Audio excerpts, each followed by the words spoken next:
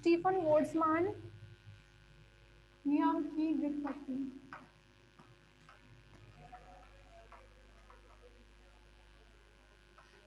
Stephen Boltzmann नियम में पहले ही बता चुकी हूँ। स्टीफन बोल्ट्जमान नियम क्या था कि किसी तरंगदैर्ध्य पर वर्णक्रमीय उत्सर्जन क्षमता E का मान उस ताप की चतुर्थ घात के समानुपाती होता है। ये बता दिया था पहले ही कि E क्या होता है, प्रोपोर्शनल टू होता है T⁴ के। ये था स्टीफन बोल्ट्जमान नियम। अब इसकी व्युत्पत्ति करनी है आपको किसका उपयोग करके, प्लांक विकिरण नियम।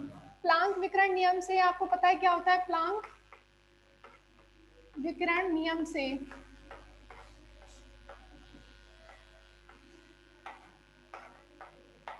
U lambda d lambda, U lambda d lambda equals to, कल बताया था N लैम्डा डी लैम्डा, और इसकी वैल्यू कितनी आई थी 8 pi H C by lambda to the power 5 e to the power H C by lambda के T minus 1 D lambda.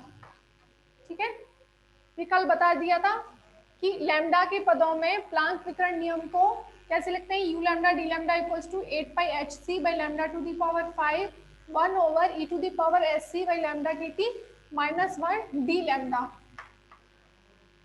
ठीक है, कुल ऊर्जा घनत्व,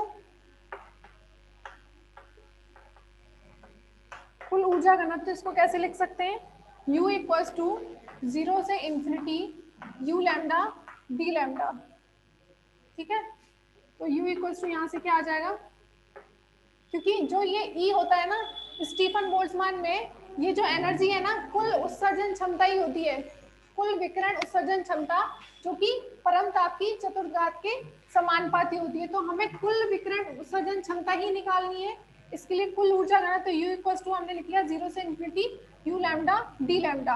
अब यहाँ पर देखो 8 पाई एच सी तो क्या है, कांस्टेंट है। ठीक है, तो 8 पाई एच सी को हम बाहर निकाल सकते हैं, 8 पाई एच सी, और यहाँ पर इसको एक बार तो ऐसे लिख देती हूँ, lambda to the power 5 e to the power H C by lambda के टी माइनस 1 डी लैम्डा। ठीक है, अब इस इंटीग्रेशन को हल करने के लिए माना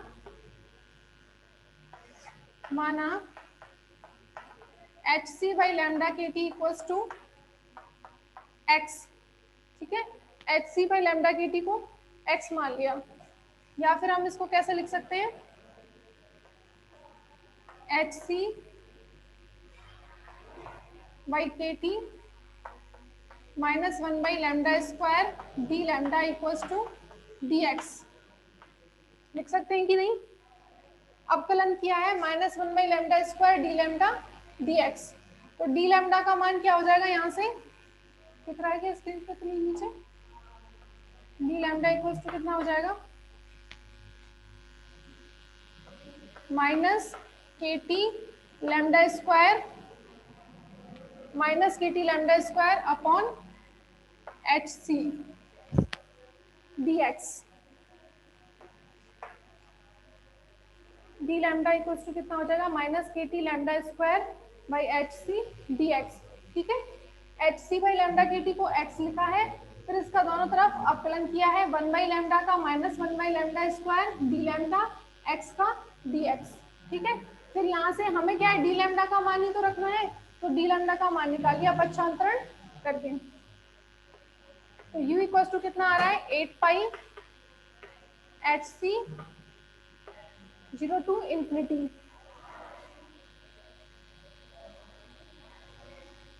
ये हो जाएगा 1 by e to the power x minus 1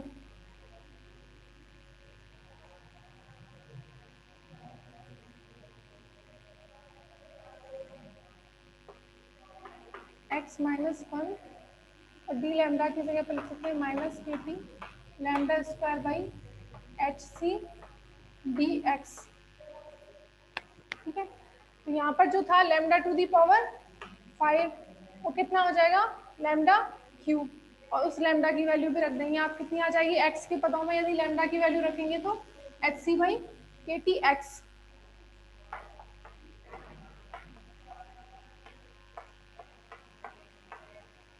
यहाँ से लैम्डा की वैल्यू क्या आएगी, H C by k t x.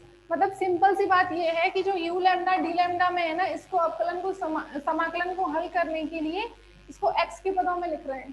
ठीक है, तो एक स्टेप और लिख लेंगे, 8 पाई एच सी, यहाँ बच जाएगा लैम्डा क्यूब, और उस लैम्डा क्यूब की वैल्यू कितनी हो जाएगी, h C by k t x का होल क्यूब, एंड अंदर क्या आ जाएगा, ये 0 से infinity 1 over e to the power x minus 1। ये सभी कांस्टेंट है, यहाँ पर माइनस आ रहा है एक, तो minus k t by H c d x. अब इसमें कोई डाउट है तो वो बताओ।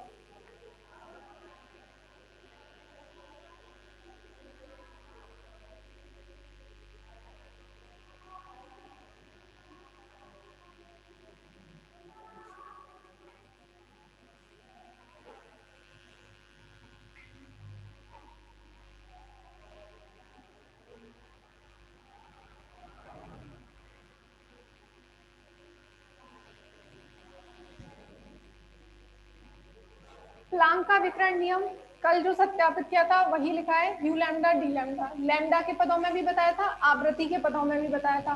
कुल ऊर्जा घनत्व यू निकालने के लिए इसका 0 से infinity you lambda d lambda. ठीक है, यू लिखा है यहाँ पर 0 से इंफिनिटी, और ये मान जो है यू लैम्डा डी लैम्डा का समीकरण 1 से यहाँ रख दिया। ठीक है, उसके बाद में हमने क्या किया, इसको सॉल्व करने के लिए एच सी बाई लैम्डा के टी को मान लिया x, h C by lambda के टी इक्वल्स टू एक्स आ गया। यहाँ से लैम्डा का मान निकालेंगे तो क्या आ जाएगा, H C by k t x.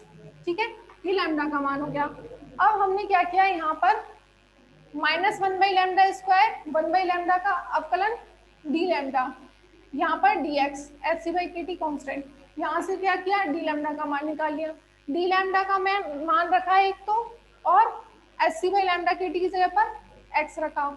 अब यहाँ पर आ रहा है लैम्डा स्क्वायर और लैम्डा टू दी पावर 5, क्या बचा, lambda to the power cube बचा, और lambda to the power cube, तो लैम्डा का वैल्यू रख दिया एक्स के पदों में, k t by H C by k t x. अब सारे कांस्टेंट जितने भी हैं उनको बाहर निकाल लेंगे, और x का जो पद है उसे अंदर लिखना है बस।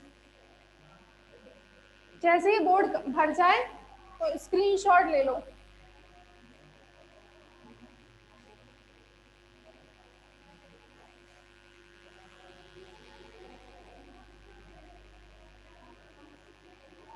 u इक्वल्स टू कितना आएगा, यहाँ से देखो जितने भी, जैसे एक एच सी ऊपर आ रहा है, ठीक है, ये एच सी से ये एच सी कैंसिल हो गया, एच सी का क्यूब तो नीचे ही रहेगा, के टी का होल क्यूब, एक के टी का होल क्यूब घेरा, और एक के टी ऊपर आ ही रहा है, तो के टू दी के टी पावर 4 हो जाएगा। तो इसको लिख सकते हैं 8 pi k to the power 4, h c cancel हो गया, एक्स क्यू जो आ रहा है वो ऊपर जाएगा, बट वो इंटीग्रेशन के अंदर लिख लेते हैं। ठीक है, E to the power x minus 1 ये भी अंदर ही आ जाएगा, डी एक्स भी अंदर ही रहेगा, के टी को और इस के टी को हमने के टू दी पावर 4 लिख ही दिया, एच सी से एच सी कैंसिल हो गया, 8 pi k to the power 4 लिख गया सब कुछ।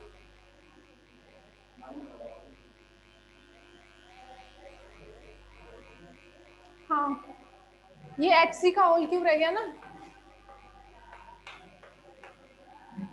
ठीक है, अब हो गया कंप्लीट। अब माइनस हो रहा है एक, ये वाला माइनस, ठीक है, माइनस है, इसके लिए हम क्या लिमिट्स को चेंज कर देते हैं, यहाँ पर इसको लिख देंगे इन्फिनिटी और इसको 0। अब ये जो है स्टैंडर्ड इंटीग्रेशन है, इसकी वैल्यू आप डायरेक्ट लिख लो, सॉल्व करनी हो तो मैथ में अपने तरीके से कर लेना। इसकी direct value pi to the power 4 by 15 आएगी। ठीक है, मानक समाकलन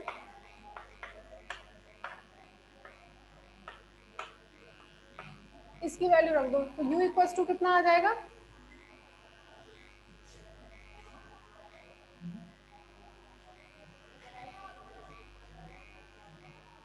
अतः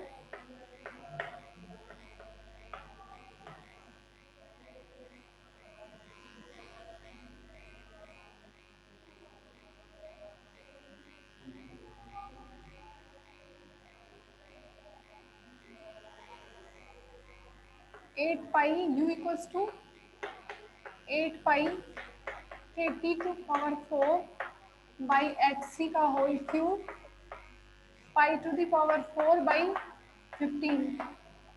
तो आप इसमें देख रहे हैं कुल ऊर्जा घनत्व यू में सभी कांस्टेंट हैं। देखो 8 पाई कांस्टेंट है, के कांस्टेंट है, pi to the power 4, 15, H C सब कांस्टेंट है। वेरिएबल क्या है? सिर्फ टेम्परेचर है। ठीक है,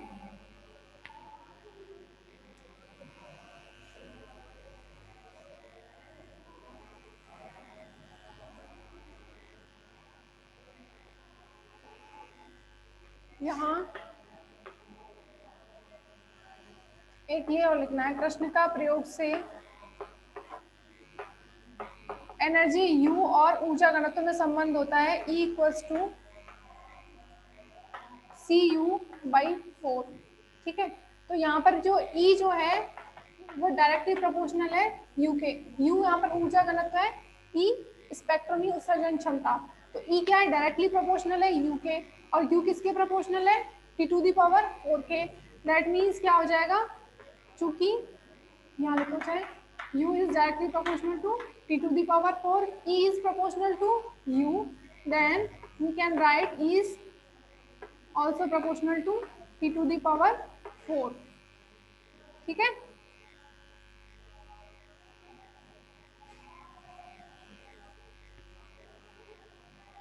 यहाँ E इक्वल्स टू क्या था?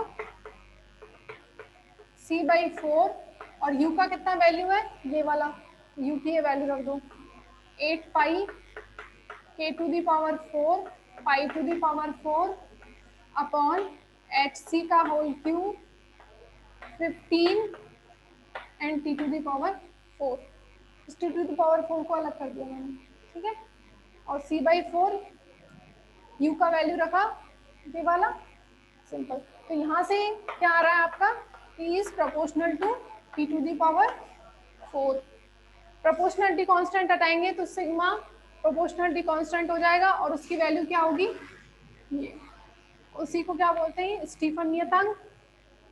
ये स्टीफन बोल्ट्जमान नियम की व्युत्पत्ति प्लांक विकिरण सूत्र से।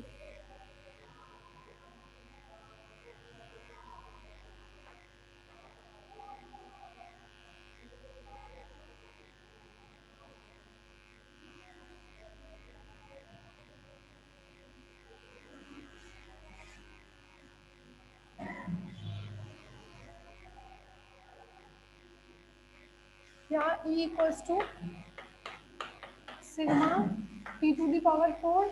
सिग्मा क्या है? स्टीफन नियतांक,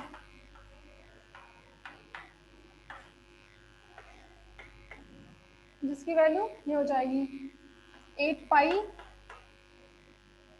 K to the power 4 pi to the power 4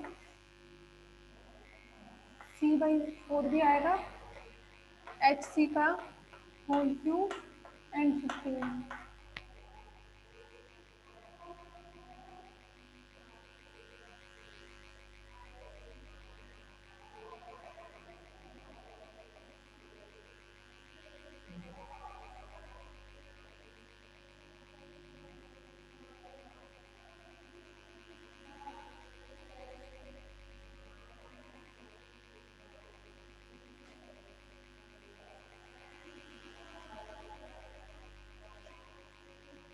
constant, सारे कांस्टेंट हैं, कांस्टेंट वैल्यू ही आएगी इसमें।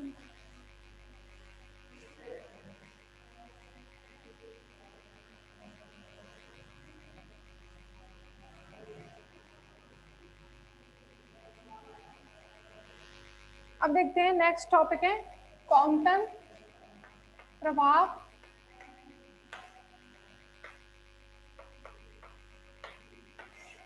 हम यहाँ पर वो प्रभाव पढ़ रहे हैं, वो प्रायोगिक एक्सपेरिमेंट पढ़ रहे हैं जो जिनकी व्याख्या करने में चिरसम्मत यांत्रिकी असफल हुई थी। ठीक है, तो कॉम्पटन प्रभाव है। नेक्स्ट है प्रकाश विद्युत प्रभाव। इन दोनों प्रभावों में जब हम चिरसम्मत सिद्धांत से देखते हैं तो प्रायोगिक सैद्धांतिक मानों में काफी समानता होती है, लेकिन जब इसको हम क्वांटम सिद्धांत से देखते हैं तो प्रैक्टिकल और सैद्धांतिक प्रायोगिक मानों में काफी समानता होती है। जैसे देखो कॉम्पटन प्रभाव में क्या लिया था, एक्स किरणों को, ये थी एक्स किरणों को एक ग्रेफाइट ब्लॉक, जब एक्स किरणों को एक ग्रेफाइट ब्लॉक पर आपतित किया था तो ये एक्स किरण जब इस ग्रेफाइट ब्लॉक से टकराएंगी उसके बाद क्या होती है, ये एक्स किरणें प्रकीर्णित होंगी। तो प्रकीर्णित जो एक्स किरणों की तरंगदैर्ध्य होती है, प्रकीर्णित एक्स किरणों की तरंगदैर्ध्य और आपाती एक्स किरणों की जो तरंगदैर्ध्य होती हैं वो कभी सेम होती है, कभी थोड़ा सा अंतर होता है कि प्रकीर्णित एक्स किरणों की तरंगदैर्ध्य मान लीजिए लैम्डा डैश है और आपतित एक्स किरणों की तरंगदैर्ध्य लैम्डा है। तो प्रकीर्णित एक्स तरंग जो किरणें हैं उनकी तरंगदैर्ध्य लैम्डा डैश कभी तो लैम्डा के इक्वल होती है और कभी लैम्डा डैश जो है ग्रेटर होती है लैम्डा से, ठीक है। तो ये तरंगदैर्ध्य में जो विस्थापन है delta lambda equals to lambda dash minus lambda, ये क्या कहलाता है, कॉम्पटन विस्थापन या कॉम्पटन प्रभाव, कॉम्पटन विस्थापन या कॉम्पटन प्रभाव। और एक्स किरणें क्या है, विद्युत चुम्बकीय तरंगें हैं। एक्स किरणें क्या है, उच्च ऊर्जा की विद्युत चुम्बकीय तरंगें।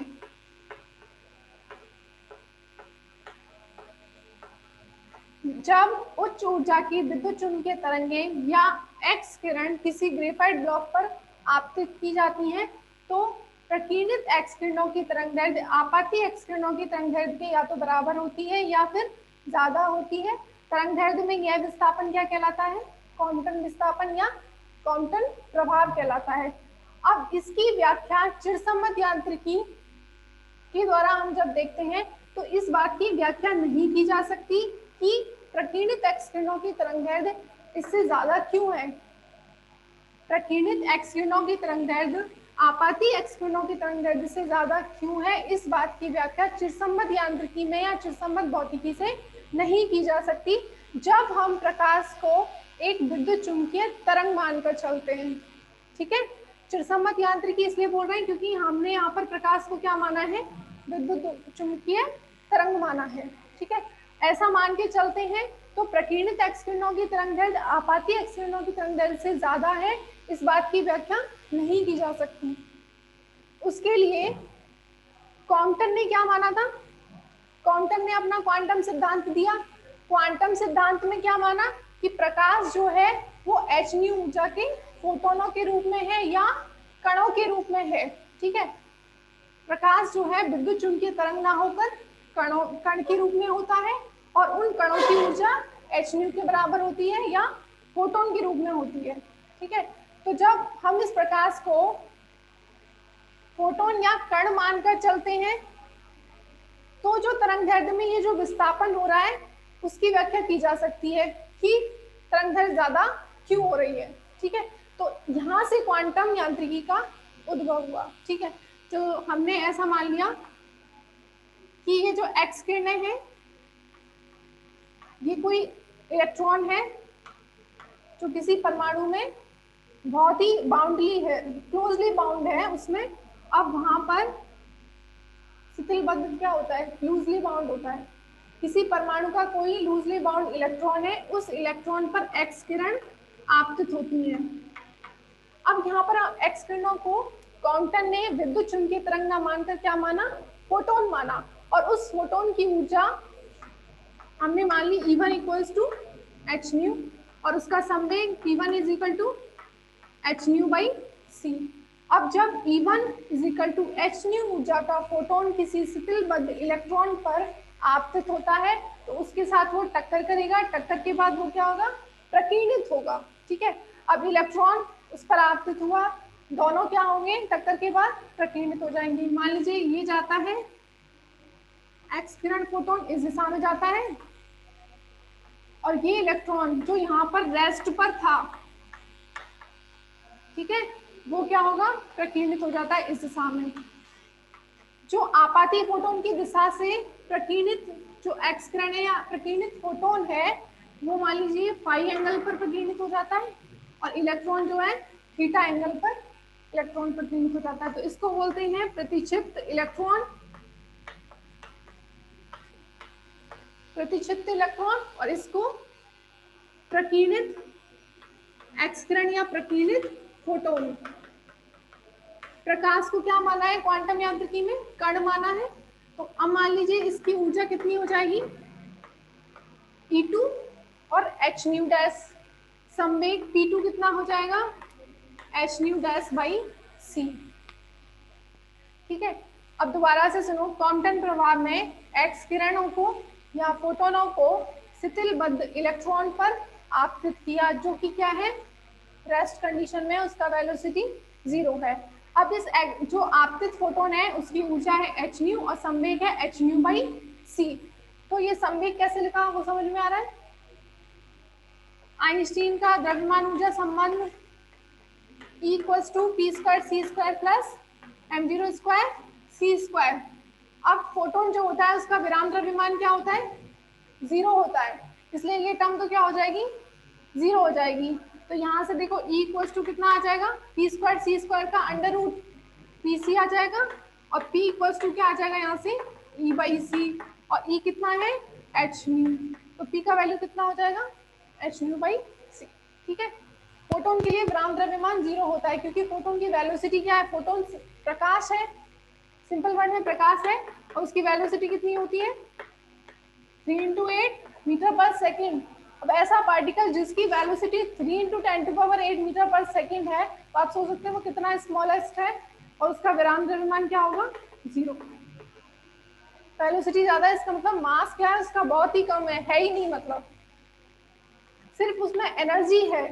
ठीक है, h न्यू एनर्जी है, उसका विराम द्रव्यमान 0 ही है।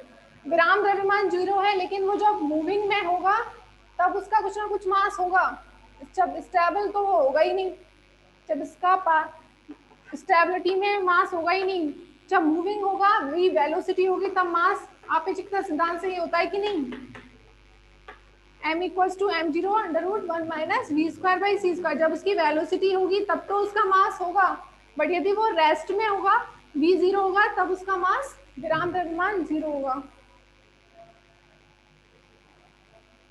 तो मैं तो यहाँ संवेग बता रही थी, P इक्वल्स टू कितना हो जाएगा h न्यू बाई c। अब ये फोटोन जब इस इलेक्ट्रॉन पर आपतित हुआ, आपतित होने के बाद में ये फोटोन इससे टकराएगा और प्रकीर्णित हो जाएगा। जब इससे टकराता है उस कंडीशन में क्या होगा, जब कोई भी ऐसा पार्टिकल है जिसके पास एनर्जी है वो किसी दूसरे पार्टिकल से टकराता है जिसके पास बिल्कुल एनर्जी नहीं है, तो टकराने पर क्या होगा, वो अपनी एनर्जी उसको ट्रांसफर करेगा। ठीक है, तो यहाँ पर इसने अपनी h न्यू एनर्जी इस इलेक्ट्रॉन को ट्रांसफर कर दी। तब जब ये अपनी एनर्जी इस इलेक्ट्रॉन को ट्रांसफर कर देगा तो इसकी एनर्जी क्या हो जाएगी, कम हो जाएगी, और वो कितनी है, तो यहाँ पर E2 क्या होगा, लेस देन होगा E1 से। ठीक है, that means h new dash is less than h new. ठीक है, न्यू डैश, अब h तो कांस्टेंट है, इसका मतलब न्यू डैश क्या है, लेस देन है न्यू से। अब न्यू और c का लैम्डा का रिलेशन क्या होता है, इनवर्सली प्रोपोर्शनल।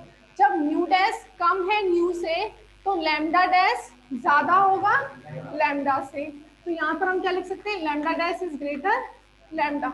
ठीक है, अब यहाँ पर जब हमने इसको प्रकाश को कण माना है तो इस बात की पुष्टि हो रही है कि नहीं, कि जो प्रकीर्णित फोटोन है उसकी तरंग दैर्ध्य आपाती फोटोन की तरंग दैर्ध्य से ज्यादा है।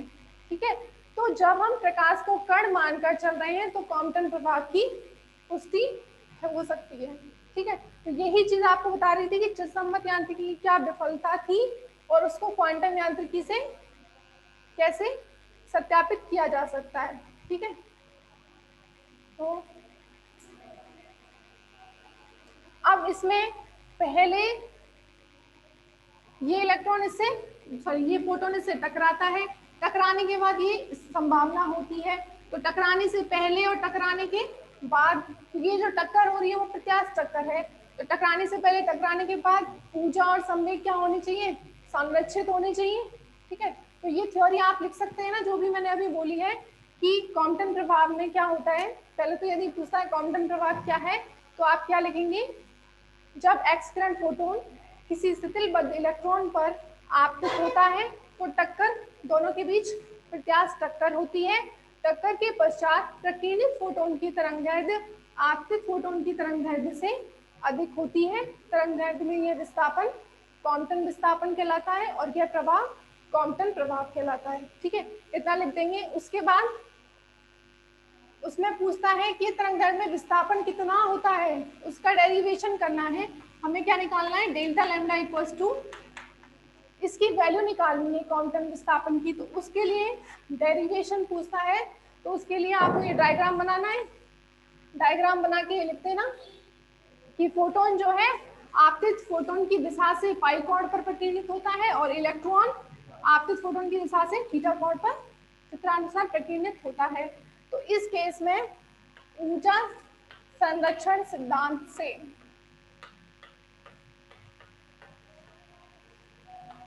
ऊर्जा संरक्षण प्रत्यास्थ टक्कर के लिए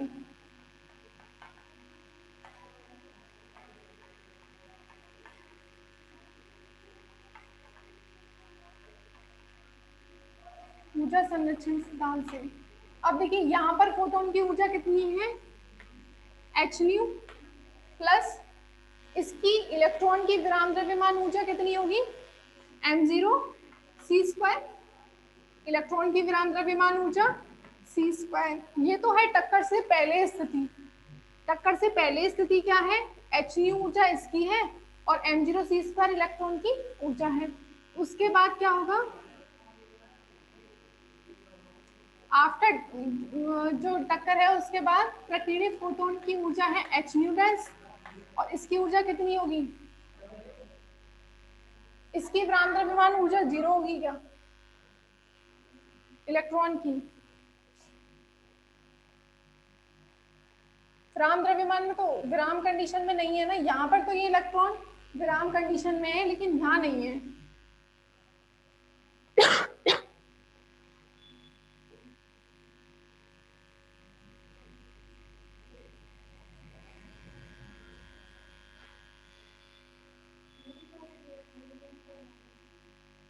हाँ, रिजॉइन कर लो।